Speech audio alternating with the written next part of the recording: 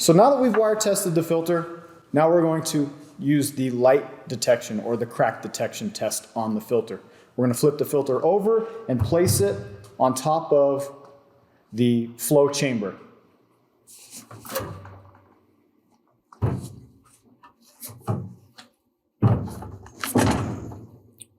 Once the filter is placed on top of the flow chamber, tab or toggle to the light detection tab, turn on the light, and take a look. When you're looking into the filter, you should not be able to see through the brick. If you can see through the brick, then you have a bypassing filter. It's either melted or it's actually cracked. If you see light through more than 20 cells, this filter is bad. It needs to be replaced. We'll do a flow test with the filter sitting just where it's at. We will turn on the flow reading. We're going to take that reading and we're going to compare it to the Filtertherm flow chart.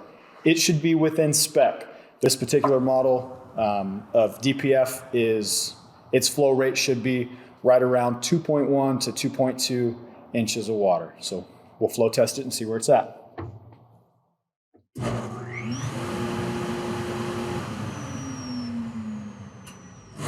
The flow rate on this filter here is actually 2.5 inches of water, which means it's outside of its spec. So we found a few things in the process. We found it has hard-ass centering in our first step of our process, and it was more than 1/3, which deemed it failed and needing to be replaced. We did a light test or crack detection test, and we found cracks.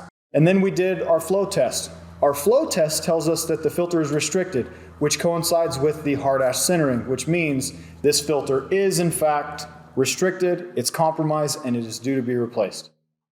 All of that from a few minutes at a table is fairly straightforward, and it's fast and efficient.